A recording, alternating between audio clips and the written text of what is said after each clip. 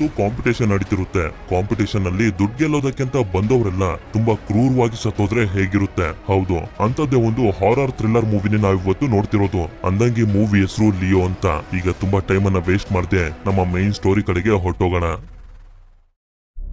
ಈ ಕತೆ ಶುರುವಾದಾಗ ನಮ್ಗೆ ತೋರಿಸ್ತಾರೆ ಇಬ್ರು ವ್ಯಕ್ತಿಗಳು ಮರುಭೂಮಿಯಲ್ಲಿರುವಂತ ಹಲ್ಲಿಗಳನ್ನ ಹಿಡಿತಿರ್ತಾರೆ. ಅದೇ ಸಮಯಕ್ಕೆ ಇವರಲ್ಲಿದ್ದಂತ ಒಬ್ಬ ವ್ಯಕ್ತಿ ನೋಡ್ತಾನೆ, ಇದ್ದಕ್ಕಿದ್ದಂಗೆನೆ ಒಂದು ಹೋಲ್ ಅಲ್ಲಿ ಕ್ರಿಯೇಟ್ ಆಗ್ಬಿಟ್ಟಿರುತ್ತೆ. ನೋಡಿದ್ರೆ ಇವನ ಜೊತೆ ಇದ್ದಂತ ಮತ್ತೊಬ್ಬ ವ್ಯಕ್ತಿನ ಯಾರೋದ್ರೊಳಗಡೆ ಎಳ್ಕೊಬಿಡ್ತಾರೆ. ಆದ್ರಿಂದ ಇವನು ಅಲ್ಲಿಂದ ತಪ್ಪಿಸ್ಕೊಂಡು ಹೋಗೋದಕ್ಕೆ ನೋಡ್ತಿರ್ಬೇಕಾದ್ರೆ ಒಂದು ಭಯಂಕರವಾಗಿರುವಂತ ಕೈ ಇವನನ್ನ ಹಿಡ್ಕೊಂಡು ಒಳಗಡೆ ಎಳ್ಕೊಬಿಡುತ್ತೆ. ಮುಂದಿನ ಸೀನ್ ನಲ್ಲಿ ಸಿಂಗರ್ ಆಗಿರುವಂತ ಡೇವಿಡ್ ಹಾಗೆ ಅವನ ತಂಗಿ ಜೇನ್ ನ ತೋರಿಸ್ತಾರೆ. ಹಾಡು ಹೇಳೋದಕ್ಕೆ ಒಂದು ಕ್ಲಬ್ಗೆ ಇವರಿಬ್ರು ಬಂದಿರ್ತಾರೆ. ನಂತರ ಇವರಿಬ್ರಿಗೂ ಕುಡಿಯೋದಕ್ಕೆ ನೀರನ್ನ ಕೊಡ್ತಾರೆ. ಹೀಗೆ ಇವರು ನೀರನ್ನ ಕುಡಿತಿರ್ಬೇಕಾದ್ರೆ ಅಲ್ಲಿಗೆ ಪೊಲೀಸರು ಬಂದ್ಬಿಡ್ತಾರೆ. ಯಾಕೆ ಅಂತಂದ್ರೆ ಈ ಕ್ಲಬ್ ನಲ್ಲಿ ಮಾದಕ ವಸ್ತುಗಳನ್ನ ಯೂಸ್ ಮಾಡ್ತಿದ್ದಾರೆ ಅನ್ನೋ ಇನ್ಫಾರ್ಮೇಶನ್ ಸಿಕ್ಕಿರುತ್ತೆ. ಪೊಲೀಸರು ಇವರಿಬ್ರನ್ನು ಕೂಡ ಟೆಸ್ಟ್ ಗೆ ಅಂತ ಕರ್ಕೊಂಡು ಹೋಗ್ತಾರೆ. ನಂತರ ನಮ್ಗೆ ಗೊತ್ತಾಗುತ್ತೆ ಇವರ ಬಾಡಿಲೂ ಕೂಡ ಆ ಮಾದಕ ವಸ್ತುಗಳ ಅಂಶ ಸಿಕ್ಕಿರುತ್ತೆ. ಯಾಕೆಂತಂದ್ರೆ ಆಗ್ಲೇ ಇವರು ಕುಡ್ದಂತ ನೀರ್ನಲ್ಲಿ ಅದನ್ನ ಮಿಕ್ಸ್ ಮಾಡಿರ್ತಾರೆ. ಇದನ್ನೆಲ್ಲ ಮಾಡಿರೋದು ಬೇರೆ ಯಾರು ಅಲ್ಲ, ಡೇವಿಡ್ ನ ಮ್ಯಾನೇಜರ್. ಯಾಕೆಂತಂದ್ರೆ ಅವಳು ಇವನ ಹೆಸರನ್ನ ಹೇಳ್ಕೊಂಡು ತುಂಬಾ ದುಡ್ಡನ್ನ ಮಾಡ್ತಿದ್ಲು. ಅದು ಇವನಿಗೆ ಇಷ್ಟ ಆಗದೆ ಅವಳ ಕಾಂಟ್ಯಾಕ್ಟ್ ಕಟ್ ಮಾಡಿರ್ತಾನೆ. ಅದಕ್ಕೆ ಸೇಡನ್ನ ತೀರ್ಸ್ಕೋಬೇಕು ಅಂತಾನೆ ಆ ಮ್ಯಾನೇಜರ್ ಈ ರೀತಿ ಮಾಡಿರೋದು. ಅದೇ ಸಮಯಕ್ಕೆ ಒಂದು ಫೋನ್ ಬರುತ್ತೆ. ಡೇವಿಡ್ ನ ತಾತ ತೀರೋಗಿರ್ತಾರೆ. ಆದ್ರಿಂದ ಥೈಲ್ಯಾಂಡ್ ನಲ್ಲಿರುವಂತ ಇವರ ಹೋಮ್ ಟೌನ್ ಗೆ ಹೋಗ್ತಿರ್ತಾರೆ. ಹೀಗೆ ಹೋಗ್ತಿರ್ಬೇಕಾದ್ರೆ ಇವನಿಗೆ ಇವನ ತಾತ ನೆನಪಾಗೋದಕ್ಕೆ ಶುರುವಾಗ್ತಾರೆ. ಡೇವಿಡ್ ನ ತಾತ ಹಳ್ಳಿಯ ಮರುಭೂಮಿಯ ಜಾಗದಲ್ಲಿ ಯಾವಾಗ್ಲೂ ನೀರನ್ನ ಹುಡ್ಕುವಂತ ಕೆಲಸನ ಮಾಡ್ತಿದ್ರು. ಯಾಕೆಂತಂದ್ರೆ ಇವ್ರ ಹತ್ರ ಒಂದು ಬೋರ್ವೆಲ್ ಅನ್ನ ತೆಗೆಯುವಂತ ಮಷಿನ್ ಇತ್ತು. ಅಷ್ಟೇ ಅಲ್ಲ, ಡೇವಿಡ್ ನ ತಂದೆ ತಾಯಿ ಇವನನ್ನ ಬಿಟ್ಟು ಓಡೊಂಟೋಗಿರ್ತಾರೆ. ಆದ್ರಿಂದ ಇವನನ್ನ ತುಂಬಾ ಪ್ರೀತಿಯಿಂದ ಸಾಕ್ತಿದ್ದು ಇವನ ತಾತನೇ. ಹೀಗೆ ಇವನ ತಾತನ ನೆನಪು ಮಾಡ್ಕೊತಿರ್ತಾನೆ. ಅದೇ ಸಮಯಕ್ಕೆ ಜೇಮ್ಸ್ ಅನ್ನೋ ಒಬ್ಬ ಹುಡುಗ ಬರ್ತಾನೆ. ಆಕ್ಚುಲಿ ಡೇವಿಡ್ ನ ತಾತನ್ ಜೊತೆ ಇವನು ಕೆಲಸ ಮಾಡ್ತಿದ್ದು. ನಂತರ ಅಲ್ಲಿಗೆ ಆಂಜಲಿನಾ ಅನ್ನೋ ಒಬ್ಳು ಹುಡುಗಿನೂ ಕೂಡ ಬರ್ತಾಳೆ. ಇವಳು ಡೇವಿಡ್ ನ ಚೈಲ್ಡ್ಹುಡ್ ಫ್ರೆಂಡ್. ಇವರಿಬ್ರು ಒಬ್ರು ಜೊತೆ ಒಬ್ರು ಮಾತಾಡ್ತಿರೋದನ್ನ ನೋಡಿದ್ರೆ ನಮ್ಗೆ ಅರ್ಥ ಆಗ್ತಿರುತ್ತೆ ಇವರಿಬ್ರಿಗೂ ಒಬ್ರು ಮೇಲೆ ಒಬ್ರಿಗೆ ತುಂಬಾನೇ ಕೋಪ ಇದೆ ಅಂತ.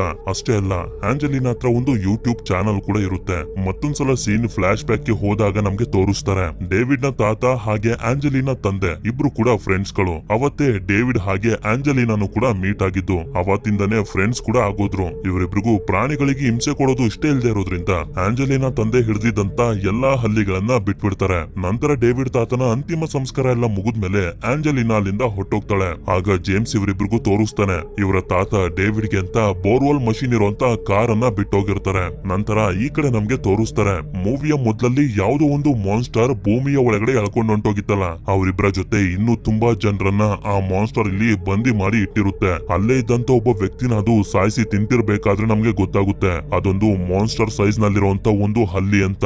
ಇನ್ಮೇಲಿಂದ ಇದನ್ನ ನಾವು ಬೀಸ್ಟ್ ಅಂತ ಕರೆಯೋಣ. ಈ ಕಡೆ ಡೇವಿಡ್ ಅವನ ತಾತನ ನೆನ್ಸ್ಕೊಳ್ತಿರ್ಬೇಕಾದ್ರೆ ನೋಡ್ತಾನೆ ಆಂಜಲಿನಾ ಯೂಟ್ಯೂಬ್ ಲೈವ್ ಗೆ ಬಂದಿರ್ತಾಳೆ. ಈಗ ಇವಳ ಚಾನೆಲ್ ನಲ್ಲಿ 8 ಮಿಲಿಯನ್ ಸಬ್ಸ್ಕ್ರೈಬರ್ಸ್ ಕಂಪ್ಲೀಟ್ ಆಗಿರೋದ್ರಿಂದ ಒಂದು ಕಾಂಪಿಟೇಷನ್ ಬಗ್ಗೆ ಹೇಳೋದಕ್ಕೆ ಶುರು ಮಾಡ್ತಾಳೆ. ನನ್ನ ಹೋಮ್ ಟೌನ್ ನಲ್ಲಿ ನೀರಿಗೆ ತುಂಬಾನೇ ಬರ ಇದೆ. ಆದ್ರಿಂದ ಯಾರು ಈ ಜಾಗದಲ್ಲಿ ಮೊದಲು ನೀರನ್ನ ಹುಡುಕ್ತಾರೋ ಅವರಿಗೆ 10 ಲಕ್ಷ ದುಡ್ಡನ್ನ ಕೊಡ್ತೀನಿ ಅಂತ. ಡೇವಿಡ್ ಹಾಗೆ ಜೇನ್ಗೂ ಕೂಡ ದುಡ್ಡಿನ ಅವಶ್ಯಕತೆ ತುಂಬಾ ಇದ್ದಿದ್ರಿಂದ ಇವರು ಕೂಡ ಆ ಕಾಂಪಿಟೇಷನ್ ನಲ್ಲಿ ಕಾಂಪೀಟ್ ಮಾಡ್ಬೇಕು ಅಂತ ಡಿಸೈಡ್ ಮಾಡ್ತಾರೆ. ನಂತರ ಸರಿ ಅಂತ ಹೇಳಿ ಕಾಂಪಿಟೇಷನ್ ನಡೀತಿದ್ದಂತ ಜಾಗಕ್ಕೆ ಬಂದು ನೋಡಿದ್ರೆ ಅಲ್ಲಿಗೆ ಈಗಾಗ್ಲೇ ತುಂಬಾ ಜನ ಬಂದ್ಬಿಟ್ಟಿರ್ತಾರೆ ಕಾಂಪಿಟೇಷನ್ ಅಲ್ಲಿ ಭಾಗವಹಿಸೋದಕ್ಕೆ ಅಂತ. ಆಗ ಆಂಜಲಿನಾ ಮ್ಯಾನೇಜರ್ ಅವಳನ್ನ ಕೇಳ್ತಾನೆ, ಏನಕ್ಕೆ ನೀವು ಈ ಜಾಗದಲ್ಲಿ ಈ ತರ ಕಾಂಪಿಟೇಷನ್ ನ ಮಾಡಿಸ್ತಿದ್ದೀರಾ ಅಂತ. ಆಗ ಇವಳು ಕೂಡ ಹೇಳ್ತಿರ್ತಾಳೆ, ಒಬ್ಬ ಸ್ಪೆಷಲ್ ಆಗಿರುವಂತ ವ್ಯಕ್ತಿಗೋಸ್ಕರ ಈ ಜಾಗದಲ್ಲಿ ನೀರನ್ನ ಹುಡುಕಿ ಹೊರಗಡೆ ತೆಗಿಬೇಕು ಅನ್ನೋದು ಅವರ ಕನ್ಸಾಗಿತ್ತು. ಆದ್ರೆ ಈಗ ಅವರು ಈ ಭೂಮಿಲಿಲ್ಲ, ಆದ್ರಿಂದಾನೇ ಅವ್ರ ಕನ್ಸನ್ನ ನಾನ್ ನೆರವೇರಿಸ್ತಿದ್ದೀನಿ ಅಂತ.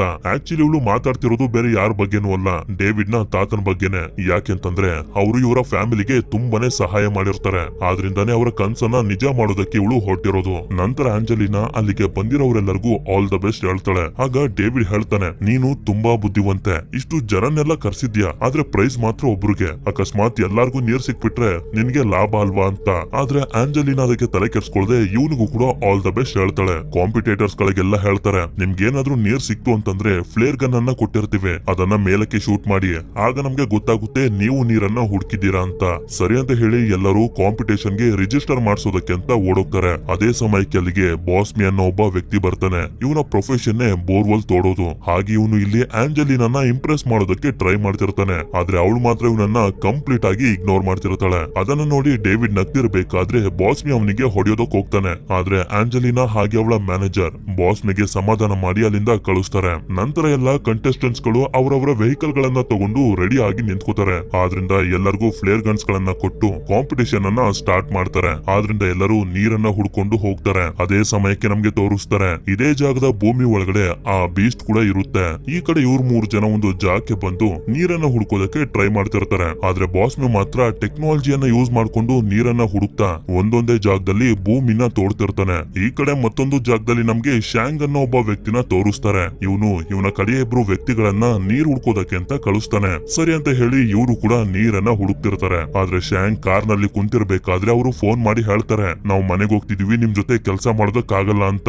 ಯಾಕೆಂತಂದ್ರೆ ಇವ್ರಿಗೊಂದು ಸ್ಕೂಟರ್ ಸಿಕ್ಕಿರುತ್ತೆ, ಅದನ್ನ ಕತ್ಕೊಂಡು ಹೋಗ್ತಿರ್ತಾರೆ. ಮೂವಿಯ ಮೊದಲಲ್ಲಿ ಇಬ್ರು ವ್ಯಕ್ತಿಗಳನ್ನ ಬೀಸ್ಟ್ ಎಳ್ಕೊಂಡು ಹೋಯ್ತಲ್ಲ, ಅದೇ ವ್ಯಕ್ತಿಗಳ ಸ್ಕೂಟರ್ ಇದು. ಹೀಗೆ ಇವರಿಬ್ರು ಅದನ್ನ ತಗೊಂಡು ಹೋಗ್ತಿರ್ಬೇಕಾದ್ರೆ ಮತ್ತೆ ಆ ಬೀಸ್ಟ್ ಹಿಂದೆಯಿಂದ ಬಂದು ಇವರಿಬ್ರನ್ನು ಕೂಡ ಒಂದು ಹೋಲ್ ನ ಒಳಗಡೆ ಎಳ್ಕೊಬಿಡುತ್ತೆ. ಇವ್ರು 3 ಜನ ಇನ್ನೂ ಕೂಡ ನೀರನ್ನ ಹುಡುಕ್ತಾನೆ ಇರ್ತಾರೆ. ಹೀಗೆ ಡೇವಿಡ್ ಆ ಡಿವೈಸ್ ಅನ್ನ ಹಿಡ್ಕೊಂಡು ಬರ್ತಿರ್ಬೇಕಾದ್ರೆ ಒಂದು ಜಾಗದಲ್ಲಿ ಇವನಿಗೆ ಸಿಗ್ನಲ್ ಸಿಗುತ್ತೆ. ಅಲ್ಲಿ ನೋಡಿದ್ರೆ ಒಂದಷ್ಟು ಪ್ಲೇಟ್ಸ್ ಗಳನ್ನ ಇಟ್ಟಿರ್ತಾರೆ. ಯಾಕೆಂತಂದ್ರೆ ಯಾರಿಗಾದ್ರೂ ನೀರಿರುವಂತ ಸೂಚನೆಗಳು ಸಿಕ್ಕಿದ್ರೆ ಆ ಜಾಗದಲ್ಲಿ ಪ್ಲೇಟ್ ಗಳನ್ನ ಇಡ್ತಾರೆ. ನಿಜವಾಗ್ಲೂ ಆ ಜಾಗದಲ್ಲಿ ಭೂಮಿ ಒಳಗಡೆ ನೀರಿತ್ತು ಅಂತಂದ್ರೆ ಆ ನೀರು ಹಾವಿ ಆದಾಗ ಈ ಪ್ಲೇಟ್ ನ ಮೇಲೆ ಬಂದು ಕುಂತ್ಕೊಳ್ಳುತ್ತೆ ಅಂತ. ಆದ್ರೆ ಟ್ರಿಕ್ ವರ್ಕ್ ಆಗುತ್ತೆ ಅನ್ನೋದಕ್ಕೆ ಗ್ಯಾರಂಟಿ ಇರೋದಿಲ್ಲ. ಅದೇ ಸಮಯಕ್ಕೆ ಇಬ್ರು ರೌಡಿಗಳು ಅಲ್ಲಿಗೆ ಬರ್ತಾರೆ. ಯಾಕೆಂತಂದ್ರೆ ಈ ಕಾಂಪಿಟೇಷನ್ ನಲ್ಲಿ ಇವರು ಕೂಡ ಇರ್ತಾರೆ. ಆದ್ರಿಂದ ಡೇವಿಡ್ ಹಾಗೆ ಅವನ ಟೀಮ್ ನವರು ಅಲ್ಲಿಂದ ಬೇರೆ ಕಡೆಗೆ ಬರ್ತಾರೆ. ನಂತರ ಇವರ ಕೆಲಸನ ಇವರು ಮುಂದುವರಿಸ್ತಾರೆ. ಜೇನ್ ಮಲಗಿರ್ಬೇಕಾದ್ರೆ ಅವಳನ್ನ ಕೆಲಸ ಮಾಡೋದಕ್ಕೆ ಅಂತ ಇವನು ಕಳಿಸಿ ಒಳಗಡೆ ಬಂದಾಗ ಒಂದು ಮೆಡಲ್ ಇವನಿಗೆ ಸಿಗುತ್ತೆ. ಆಗ ಸೀನ್ ಫ್ಲಾಶ್ ಬ್ಯಾಕ್ ಗೆ ಶಿಫ್ಟ್ ಆಗುತ್ತೆ. ಡೇವಿಡ್ ಗೆ ಸ್ಕೂಲ್ ನಲ್ಲಿ ಮೆಡಲ್ ಕೊಟ್ಟಿರ್ತಾರೆ. ಆದ್ರೆ ಅದನ್ನ ಕೊಡ್ತಿರ್ಬೇಕಾದ್ರೆ ಇವನ ತಾತ ಸ್ಕೂಲ್ ಬಂದಿರೋದಿಲ್ಲ. ಅದಕ್ಕೆ ಚಿಕ್ಕ ಹುಡುಗ ಆಗಿದ್ದಂತ ಡೇವಿಡ್ ಕೋಪ ಮಾಡ್ಕೊಂಡಿರ್ತಾನೆ. ಆದ್ರೆ ಅವ್ರ ತಾತ ಅಲ್ಲಿಂದ ಸಾಯೋವರ್ಗುನು ಆ ಮೆಡಲ್ ಅನ್ನ ತನ್ನ ಜೊತೆನೆ ಇಟ್ಕೊಂಡಿದ್ರು. ಅದನ್ನ ನೋಡಿ ಇವನು ತುಂಬಾನೇ ಬೇಜಾರ್ ಮಾಡ್ಕೋತಿರ್ಬೇಕಾದ್ರೇನೆ ಅಲ್ಲೇ ಇದ್ದಂತ ಒಂದು ಮ್ಯಾಪ್ ಇವನಿಗೆ ಸಿಗುತ್ತೆ. ಆ ಮ್ಯಾಪ್ ಅನ್ನ ಕ್ಲೀನ್ ಆಗಿ ನೋಡಿದಾಗ ಇವ್ರಿಗೆ ಗೊತ್ತಾಗುತ್ತೆ ಇಲ್ಲಿ ಯಾವ ಜಾಗದಲ್ಲಿ ನೀರ್ ಸಿಗುತ್ತೆ ಅಂತ ಮಾರ್ಕ್ ಮಾಡಿರ್ತಾರೆ. ಅದನ್ನ ಮಾಡಿರೋದು ಬೇರೆ ಯಾರು ಅಲ್ಲ, ಡೇವಿಡ್ ನ ತಾತನೆ. ಅದೇ ಮ್ಯಾಪ್ ನಲ್ಲಿ ಇವ್ರಿಗೊಂದು ಜಾಗದ ಬಗ್ಗೆ ಗೊತ್ತಾಗುತ್ತೆ. ಆ ಜಾಗದಲ್ಲಿ ನೀರಿರುವಂತ ಚಾನ್ಸಸ್ ಜಾಸ್ತಿ ಇರುತ್ತೆ. ಇದರಿಂದ ಇವರಿಗೆ ತುಂಬಾನೇ ಸಂತೋಷ ಆಗುತ್ತೆ. ನೋಡ್ತಾ ನೋಡ್ತಾ ರಾತ್ರಿ ಆಗ್ತಿದ್ದಂಗೆನೆ ಮತ್ತೆ ಬಾಸ್ಮಿ ಆಂಜಲಿನಾ ಹತ್ರ ಬಂದು ಅವಳನ್ನ ಮತ್ತೆ ಇಂಪ್ರೆಸ್ ಮಾಡೋದಕ್ಕೆ ಟ್ರೈ ಮಾಡ್ತಾನೆ. ಆದ್ರೆ ಮತ್ತೆ ಇವಳು ಅವನನ್ನ ಇಗ್ನೋರ್ ಮಾಡ್ತಾಳೆ. ಈ ಕಡೆ ಒಂದು ಟೀಮ್ ನವರು ರಾತ್ರಿ ಆದ್ರೂ ಕೂಡ ಬೆಂಕಿ ಹಾಕೊಂಡು ಇನ್ನೂ ಕೂಡ ಇಲ್ಲೇ ಕುಂತಿರ್ತಾರೆ. ಹೇಗಾದ್ರೂ ಮಾಡಿ ನಾವೇ ನೀರನ್ನ ಫಸ್ಟ್ ಹುಡುಕಿ ಪ್ರೈಸ್ ಅನ್ನು ಕೂಡ ನಾವೇ ತಗೊಳ್ಬೇಕು ಅಂತ. ಹೀಗೆ ಒಬ್ಬ ವ್ಯಕ್ತಿ ಆಲ್ಕೋಹಾಲ್ ನ ಗ್ಲಾಸ್ ಅನ್ನ ನೋಡ್ತಿರ್ಬೇಕಾದ್ರೆ ಬೀಸ್ಟ್ ಹಾರ್ಕೊಂಡ್ ಬಂದು ಅವನ ಕತ್ತನ್ನೇ ಕತ್ತರಿಸ್ಬಿಡುತ್ತೆ. ಆ ತಲೆನ ನೋಡಿ ಉಳಿದ ಇಬ್ರಿಗೂ ಕೂಡ ತುಂಬಾನೇ ಶಾಕ್ ಆಗೋಗಿರುತ್ತೆ. ಅದಕ್ಕೆ ಕಾರಿಂದ ತಪ್ಪಿಸ್ಕೊಂಡು ಹೋಗೋದಕ್ಕೆ ನೋಡ್ತಾರೆ. ಆದ್ರೆ ಇವ್ರ ಹತ್ರ ಕೀ ಇರೋದಿಲ್ಲ. ಅದೇ ಸಮಯಕ್ಕೆ ಅದು ಕಾರಲ್ಲೂ ಕೂಡ ಅಟ್ಯಾಕ್ ಮಾಡಿದ್ರಿಂದ ಹೊರಗಡೆ ಓಡ್ ಬರ್ತಾರೆ.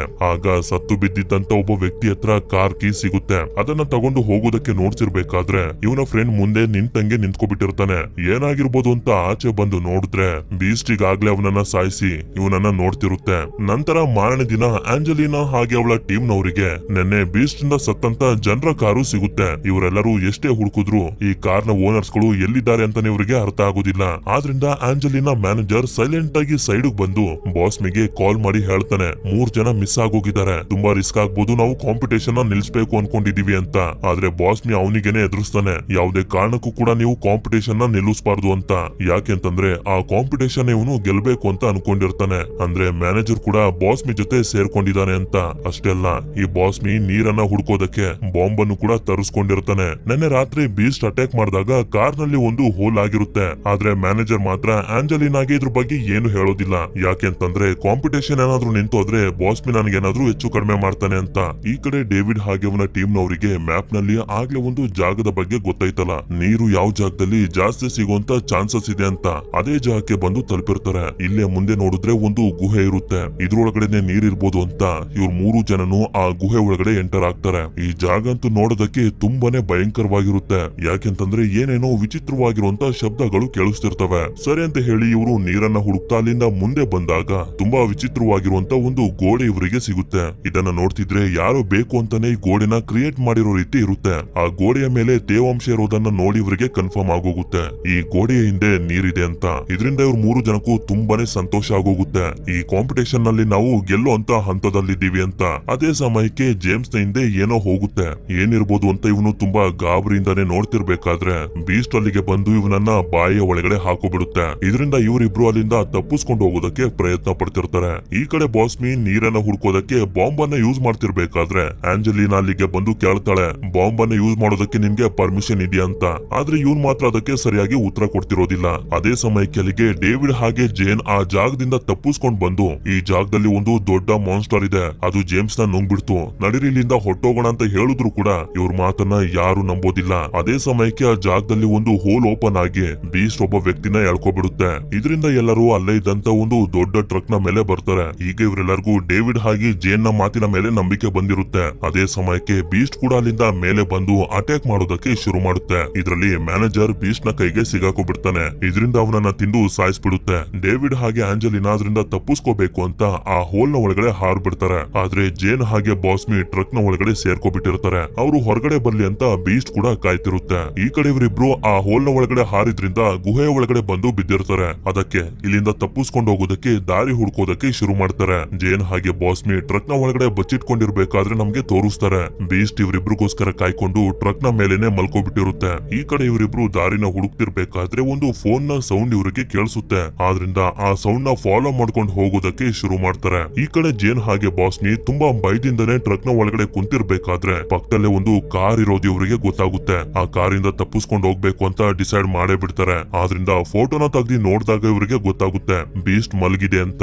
ಇವರಿಬ್ರು ಗುಹೆಯಲ್ಲಿ ಆ ಸೌಂಡ್ ಅನ್ನ ಫಾಲೋ ಮಾಡ್ಕೊಂಡು ಬಂದಾಗ ಒಂದು ಜಾಗದಲ್ಲಿ ಅಸ್ಥಿ ಪಂಜರ ಇರೋದನ್ನ ನೋಡಿ ತುಂಬಾನೇ ಶಾಕ್ ಆಗೋಗ್ತಾರೆ. ಹೀಗೆ ಇದೇ ಭಯದಲ್ಲಿ ಇವರು ಮುಂದೆ ಬಂದು ನೋಡಿದ್ರೆ ಆ ಜಾಗದಲ್ಲಿ ದೊಡ್ಡದಾಗಿರುವಂತ ತುಂಬಾ ಮೊಟ್ಟೆಗಳು ಇರ್ತವೆ. ಈ ಮೊಟ್ಟೆಗಳನ್ನೆಲ್ಲ ಬೀಸ್ಟೇ ಇಟ್ಟಿರೋದು. ಅದೇ ಜಾಗದಲ್ಲಿ ಇವರಿಗೆ ಮತ್ತೆ ಫೋನ್ ನ ಸೌಂಡ್ ಕೇಳಿಸುತ್ತೆ. ನೋಡಿದ್ರೆ ಫೋನ್ ಏನೋ ಇವರಿಗೆ ಸಿಗುತ್ತೆ. ಅಷ್ಟೇ ಅಲ್ಲ, ಜೇಮ್ಸ್ ಕೂಡ ಅಲ್ಲೇ ಇರ್ತಾನೆ. ಬೀಸ್ಟ್ ಇನ್ನು ಜೇಮ್ಸ್ ನ ಸಾಯಿಸಿರೋದಿಲ್ಲ, ಬರೀ ಬಂದಿ ಮಾಡಿರುತ್ತೆ ಅಷ್ಟೇ. ಅವನನ್ನ ಬಿಡಿಸೋದಕ್ಕೆ ಪ್ರಯತ್ನ ಪಟ್ರು ಕೂಡ ಇವ್ರ ಕೈಲಿ ಆಗೋದಿಲ್ಲ. ಅದು ಅಷ್ಟು ಸ್ಟ್ರಾಂಗ್ ಆಗಿರುತ್ತೆ. ಆಗ್ಲೇ ಡೇವಿಡ್ ಹಾಗೆ ಅವನ ಟೀಮ್ ನವರು ಒಂದು ವಿಚಿತ್ರವಾಗಿರುವಂತ ಡೋರ್ ಅನ್ನ ನೋಡಿದ್ರಲ್ಲ, ಅದೇ ತರದ ವಸ್ತುವಿಂದ ಜೇಮ್ಸ್ ನ ಬಂದಿ ಮಾಡಿರೋದು. ಅಂದ್ರೆ ನೀರ್ ಬರ್ದೇ ರೀತಿಯ ಅಲ್ಲಿ ವಿಚಿತ್ರವಾಗಿರುವಂತ ಗೋಡೆನ ಮಾಡಿರೋದು ಬೇರೆ ಯಾರು ಅಲ್ಲ, ಅದು ಬೀಸ್ಟೇ. ಅದು ಜೇಮ್ಸ್ ನ ಜೊತೆ ಇಲ್ಲಿ ತುಂಬಾ ಜನರನ್ನ ಬಂದಿ ಮಾಡಿ ಇಟ್ಕೊಂಡಿರುತ್ತೆ. ಆಗ ಇವರಿಬ್ರಿಗೂ ಗೊತ್ತಾಗುತ್ತೆ ಬೀಸ್ಟ್ ಇವ್ರನ್ನೆಲ್ಲ ಬಂದಿ ಮಾಡಿ ಇಟ್ಕೊಂಡಿರೋದು ಮೊಟ್ಟೆಯಿಂದ ಹೊರಗಡೆ ಬರುವಂತ ಅದರ ಮಕ್ಕಳಿಗೆ ತಿನ್ಸೋದಕ್ಕೆ ಅಂತ. ಈ ಕಡೆ ಜೇನು ಹೊರಗಡೆ ಹೋಗೋದಕ್ಕೆ ರೆಡಿ ಆಗಿ ನಿಧಾನವಾಗಿ ಹೊರಗಡೆ ಬರ್ತಾಳೆ. ಆಗ ಏನೋ ಲಿಕ್ವಿಡ್ ಇವಳ ಮೇಲೆ ಬೀಳುತ್ತೆ. ನೋಡಿದ್ರೆ ಅದು ಬೀಸ್ಟ್ ನ ಎಂಜಿಲು. ಬೇಗ ಮುಂದೆ ನಡಿ ಅಂತ ಬಾಸ್ಮಿ ಅವಳಿಗೆ ಹೇಳ್ತಿರ್ತಾನೆ. ಆದ್ರಿಂದ ಇವಳು ಕೂಡ ತುಂಬಾ ನಿಧಾನವಾಗಿ ಬೀಸ್ಟ್ ಗೆ ಎಚ್ಚರ ಆಗದ ರೀತಿ ಅಲ್ಲಿಂದ ಹೋಗ್ತಿರ್ತಾಳೆ. ಅವಳು ಮುಂದೆ ಹೋಗ್ತಿದ್ದಂಗೆನೆ ಇವನು ಕೂಡ ನಿಧಾನವಾಗಿನೇ ಹೊರಗಡೆ ಬರ್ತಾನೆ. ಹೀಗೆ ಇವಳು ಅಲ್ಲೇ ಇದ್ದಂತ ಕಾರಿನ ಡೋರ್ ಅನ್ನ ಓಪನ್ ಮಾಡೋದಕ್ಕೆ ನೋಡಿದಾಗ ವ್ಯಾನ್ ಸೌಂಡ್ ಮಾಡೋದಕ್ಕೆ ಶುರು ಮಾಡುತ್ತೆ. ಆಗ ಕೀ ಇಂದ ಅವನು ಕಾರನ್ನು ಓಪನ್ ಮಾಡ್ತಾನೆ. ಆದ್ರೆ ಸೊತ್ಗೆ ಬೀಸ್ಟ್ ಗೆ ಎಚ್ಚರ ಆಗಿ ಅವನನ್ನ ಎಳ್ಕೊಂಡು ಅಲ್ಲಿಂದ ಹೊರಟೋಗುತ್ತೆ. ನಂತರ ಸೀನ್ ಫ್ಲಾಶ್ ಬ್ಯಾಕ್ ಗೆ ಹೋಗುತ್ತೆ. ಆಂಜಲಿನಾಗೆ ಒಂದು ಹಾವು ಕಚ್ಬಿಟ್ಟಿರುತ್ತೆ. ಆಗ ಡೇವಿಡ್ ನ ತಾತ ಎಷ್ಟೇ ಇಂಪಾರ್ಟೆಂಟ್ ಕೆಲಸ ಇದ್ರೂ ಕೂಡ ಅದನ್ನ ಅರ್ಧಕ್ಕೆ ನಿಲ್ಸಿ ಆಂಜಲಿನಾನ ಹಾಗೆ ಅವಳ ತಂದೆನ ಹಾಸ್ಪಿಟಲ್ ಗೆ ಕರ್ಕೊಂಡು ಹೋಗಿದ್ರು. ಇದೇ ತರದ ಒಳ್ಳೆ ಗುಣಗಳಿಂದಾನೆ ಆಂಜಲಿನಾ ಡೇವಿಡ್ ನ ತಾತನ್ನ ತುಂಬಾ ಗೌರವಿಸೋದು. ಈ ವಿಷಯ ಎಲ್ಲ ಗೊತ್ತಾದ್ಮೇಲೆ ಡೇವಿಡ್ ತುಂಬಾನೇ ದುಃಖ ಪಡ್ತಿರ್ತಾನೆ. ಆದ್ರಿಂದ ಅವಳಿಗೆ ಹೇಳ್ತಾನೆ, ನಾವು ಮೊದ್ಲು ಇಲ್ಲಿಂದ ಹೊರಗಡೆ ಹೋಗ್ಬೇಕು. ಅದಾದ್ಮೇಲೆ ಒಂದಷ್ಟು ಜನರನ್ನ ಹೆಲ್ಪ್ ಗೆ ಕರ್ಕೊಂಡ್ ಬಂದು ಬೀಸ್ಟ್ ಬಂದಿ ಮಾಡಿರುವಂತ ಎಲ್ಲಾ ಜನರನ್ನ ಕಾಪಾಡೋಣ ಅಂತ. ಅದೇ ಸಮಯಕ್ಕೆ ಕೆಳಗಡೆ ಬಿದ್ದಿರುವಂತ ಒಂದಷ್ಟು ಕಡ್ಲೆಕಾಯಿಗಳು ಇವರಿಗೆ ಕಾಣಿಸ್ತವೆ. ಜೇಮ್ಸ್ ಹತ್ರ ಈ ಕಡ್ಲೆಕಾಯಿಗಳು ಇದ್ದಿದ್ದು. ಆಗ್ಲೇ ಜೇಮ್ಸ್ ನ ಬೀಸ್ಟ್ ಹೇಳ್ಕೊಂಡ್ ಬಂತಲ್ಲ, ಅವಾಗ ಈ ಕಡ್ಲೆಕಾಯಿಗಳು ಬಿದ್ದಿರೋದು. ಇದೇ ದಾರಿಲಿ ಹೋದ್ರೆ ನಮ್ಗೆ ದಾರಿ ಸಿಗ್ಬೋದು ಅಂತ ಡಿಸೈಡ್ ಮಾಡ್ತಾರೆ. ಈ ಕಡೆ ಬೀಸ್ಟ್ ಬಾಸ್ಮಿನ ಕರ್ಕೊಂಡ್ ಬಂದು ಫ್ರೀಸ್ ಮಾಡ್ಬಿಡುತ್ತೆ. ಹೀಗೆ ಇವರು ಹೊರಗಡೆ ಹೋಗೋದಕ್ಕೆ ದಾರಿ ಹುಡುಕ್ತಿರ್ಬೇಕಾದ್ರೆ ಆಂಜಲಿನಾ ಗೋಡೆಗಳ ಮೇಲೆ ಗುರ್ತು ಮಾಡ್ತಿರ್ತಾಳೆ. ಮತ್ತೆ ಇಲ್ಲಿಗೆ ಬಂದು ಜೇಮ್ಸ್ ಹಾಗೆ ಅಲ್ಲಿ ಸಿಗಾಕೊಂಡಿರುವಂತ ಜನರನ್ನ ಕಾಪಾಡ್ಬೇಕು ಅಂತ. ಅದೇ ಸಮಯಕ್ಕೆ ಅಲ್ಲಿ ಇವರಿಗೆ ಆಗ್ಲೇ ಡೇವಿಡ್ ಹಾಗೆ ಅವನ ಟೀಮ್ ನವರಿಗೆ ಸಿಕ್ಕಿತ್ತಲ್ಲ, ಅದೇ ಗೋಡೆ ಸಿಗುತ್ತೆ. ಅಂದ್ರೆ ಆಗ್ಲೇ ಡೇವಿಡ್ ಹಾಗೆ ಅವನ ಟೀಮ್ ನವರು ಒಂದು ಗುಹೆ ಒಳಗಡೆ ಬಂದಿದ್ರಲ್ಲ, ಆ ದಾರಿ ಇಲ್ಲೇ ಇದೆ ಅಂತ. ಅದೇ ಸಮಯಕ್ಕೆ ಬೀಸ್ಟ್ ಅಲ್ಲಿಗೆ ಬಂದ್ಬಿಡುತ್ತೆ. ಆದ್ರಿಂದ ಹೇಗೋ ಮಾಡಿ ಇವರು ತಪ್ಪಿಸ್ಕೊಂಡು ಅಲ್ಲಿಂದ ಹೊರಗಡೆ ಬಂದ್ಬಿಡ್ತಾರೆ. ಆಗ ಅಲ್ಲಿ ನೀರನ್ನ ಹುಡುಕ್ತಿರುವಂತ ಶಾಂಗ್ ಹಾಗೆ ಅವನ ಜನರನ್ನ ನೋಡ್ತಾರೆ. ಆದ್ರಿಂದ ಅವ್ರ ಹತ್ರ ಬಂದು ಇಲ್ಲೊಂದು ಮಾನ್ಸ್ಟರ್ ಇದೆ, ನಡಿರಿ ಇಲ್ಲಿಂದ ಹೊರಟೋಗೋಣ ಅಂತ ಹೇಳ್ತಾರೆ. ಆದ್ರೆ ಅದನ್ನ ಇವರು ನಂಬ್ತಿರೋದಿಲ್ಲ. ಯಾವಾಗ ಬೀಸ್ಟ್ ಅಲ್ಲಿಂದ ಹೊರಗಡೆ ಬರುತ್ತೋ ಇವರು ಕೂಡ ಅದನ್ನ ನೋಡಿ ತುಂಬಾನೇ ಗಾಬರಿ ಆಗೋಗ್ತಾರೆ. ಅದ್ರ ಜೊತೆ ಹೇಗೆ ಫೈಟ್ ಮಾಡೋದು ಅಂತ ಇವರು ಅನ್ಕೊಳ್ತಿರ್ಬೇಕಾದ್ರೆ ಶಾಂಗ್ ಹಾಗೆ ಅವನ ಟೀಮ್ ನವರು ಗನ್ ಗಳನ್ನ ತೆಗೆದು ಬೀಸ್ಟ್ ನ ಮೇಲೆ ಅಟ್ಯಾಕ್ ಮಾಡೋದಕ್ಕೆ ಶುರು ಮಾಡ್ತಾರೆ. ಆದ್ರೆ ಬೀಸ್ಟ್ ಮಾತ್ರ ತುಂಬಾ ಶಾರ್ಪ್ ಆಗಿರೋ ಅದರ ಬಾಡಿ ಪಾರ್ಟ್ ಇಂದ ಒಬ್ಬ ವ್ಯಕ್ತಿನ ಅರ್ಧಕ್ಕೆ ಕಟ್ ಮಾಡ್ಬಿಡುತ್ತೆ. ಹೀಗೆ ಅದು ಒಬ್ಬೊಬ್ಬರ ಮೇಲೆ ಅಟ್ಯಾಕ್ ಮಾಡ್ತಾ ಸಾಯಿಸೋದಕ್ಕೆ ಶುರು ಮಾಡುತ್ತೆ. ನಂತರ ಅದು ಆಂಜಲಿನಾ ಹತ್ರ ಬಂದು ಅವಳನ್ನ ಬಾಯಿಗೆ ಹಾಕೊಂಡು ಅಲ್ಲಿಂದ ಹೊರಟೋಗುತ್ತೆ. ಇದರಿಂದ ಡೇವಿಡ್ ಗಂತೂ ತುಂಬಾನೇ ಕೋಪ ಬಂದ್ಬಿಟ್ಟಿರುತ್ತೆ. ನಾನು ಅವಳನ್ನ ಕಾಪಾಡೋದಕ್ಕೆ ಹೋಗ್ಬೇಕು ಅಂತ ಅಂತಿರ್ತಾನೆ. ನೀನೊಬ್ನೇ ಹೋದ್ರೆ ಆಗುದಿಲ್ಲ, ನಮ್ಗೆ ಸ್ವಲ್ಪ ಜನರ ಸಹಾಯ ಬೇಕು ಅಂತ ಶಾಂಗ್ ಹೇಳ್ತಾನೆ. ಆದ್ರಿಂದ ಒಂದು ಫ್ಲೇರ್ ಗನ್ ಅನ್ನ ಮೇಲಕ್ಕೆ ಶೂಟ್ ಮಾಡ್ತಾರೆ. ಆಗ ಅಲ್ಲಿಗೆ ಮತ್ತೊಂದು ಟೀಮ್ ನವರು ಬರ್ತಾರೆ, ಯಾರಾದ್ರೂ ನೀರ್ ಹುಡುಕಿದಾರ ಅಂತ ನೋಡೋದಕ್ಕೆ. ಅದೇ ಸಮಯಕ್ಕೆ ಜೇನ್ ಕೂಡ ಒಂದಷ್ಟು ಜನರನ್ನ ಕರ್ಕೊಂಡು ಅಲ್ಲಿಗೆ ಬರ್ತಾಳೆ. ಡೇವಿಡ್ ಇನ್ನು ಬದುಕಿರೋದನ್ನ ನೋಡಿ ಇವಳಿಗೆ ತುಂಬಾನೇ ಸಂತೋಷ ಆಗುತ್ತೆ. ನಂತರ ಎಲ್ಲರಿಗೂ ಆ ಬೀಚ್ ನ ನ ಫೋಟೋನ ತೋರಿಸಿ, ಇದು ಆ ಗುಹೆ ಒಳಗಡೆ ಒಂದಷ್ಟು ಜನರನ್ನ ಬಂದಿ ಮಾಡಿ ಇಟ್ಕೊಂಡಿದೆ, ಅವರನ್ನ ನಾವು ಕಾಪಾಡೋದಕ್ಕೆ ಹೋಗ್ಬೇಕು ಅಂತ ಡೇವಿಡ್ ಹೇಳಿದಾಗ ಮೊದ್ಲು ಅದಕ್ಕೆ ಯಾರು ಕೂಡ ಒಪ್ಕೊಳ್ಳೋದಿಲ್ಲ. ಯಾಕೆಂತಂದ್ರೆ ಕೆಲಸದಲ್ಲಿ ತುಂಬಾ ರಿಸ್ಕ್ ಇದೆ, ನಮ್ಮ ಪ್ರಾಣಕ್ಕೆ ಏನಾದ್ರೂ ಅಪಾಯ ಆಗ್ಬೋದು ಅಂತ.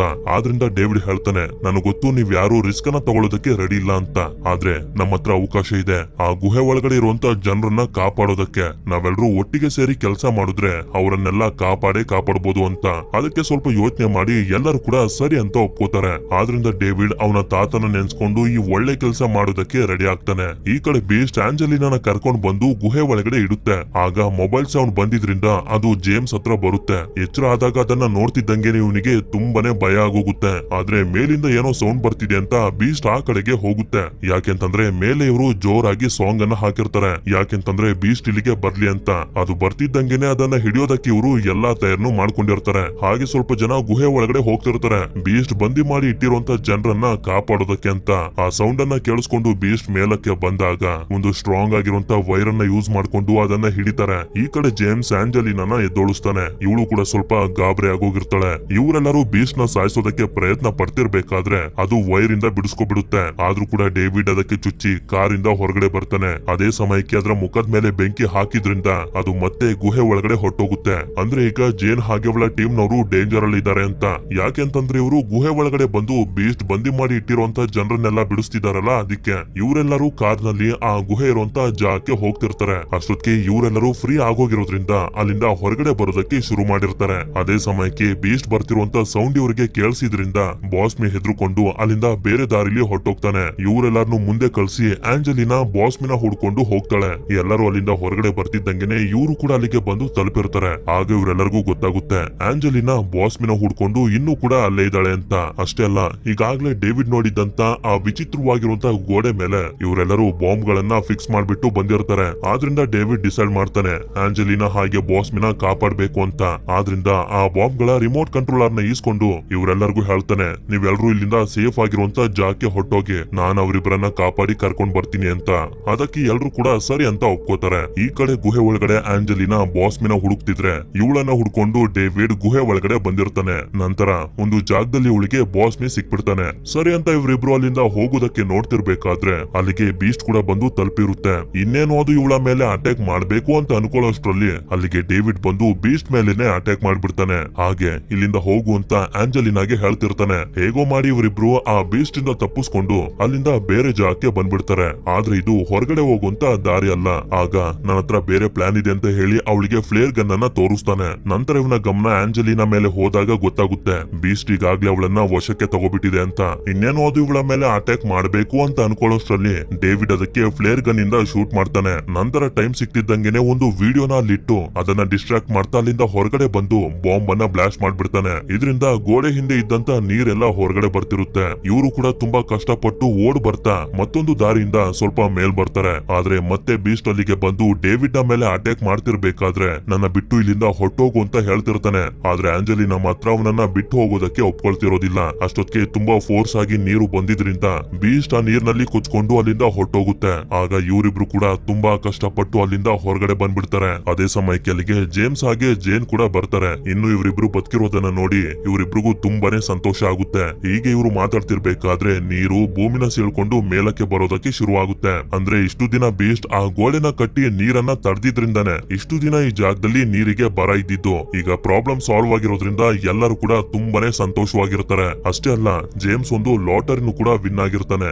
ಆಗ ಇಲ್ಲೇ ನಮ್ಗೆ ಗೊತ್ತಾಗುತ್ತೆ ಜೇಮ್ಸ್ ಹಾಗೆ ಜೇನ್ ಇಬ್ರು ಕೂಡ ಒಬ್ಬರನ್ನೊಬ್ರು ಇಷ್ಟಪಡ್ತಿದ್ದಾರೆ ಅಂತ. ಇಷ್ಟೇ ಅಲ್ಲದೆ ಡೇವಿಡ್ ಹಾಗೆ ಆಂಜಲಿನಾ ಕೂಡ ಒಬ್ಬರನ್ನೊಬ್ರು ಇಷ್ಟಪಡ್ತಿದೀವಿ ಅಂತ ಒಪ್ಕೋತಾರೆ. ನೀರು ನಿರಂತರವಾಗಿ ಹೊರಗಡೆ ಬರ್ತಾ ಆ ಜಾಗ ಎಲ್ಲ ತಂಪಾಗ್ತಿರುತ್ತೆ. ಈ ಕಡೆ ಅದೇ ರೀತಿ ನೀರಿಂದ ತುಂಬಿರುವಂತ ಒಂದು ಹಳ್ಳದಲ್ಲಿ ತೋರಿಸ್ತಾರೆ. ಬಾಸ್ಮಿ ಬೀಸ್ಟ್ ನ ಒಂದು ಮೊಟ್ಟೆಯ ಜೊತೆ ಹೊರಗಡೆ ಬರ್ತಾನೆ. ಇಲ್ಲಿಗೆ ಈ ಮೂವಿ ಎಂಡ್ ಆಗುತ್ತೆ. ಪ್ಲೀಸ್ ನಮ್ಗೆ ಕಮೆಂಟ್ ಮಾಡಿ ತಿಳಿಸಿ ಈ ಮೂವಿ ನಿಮ್ಗೆ ಹೇಗನ್ನಿಸ್ತು ಅಂತ.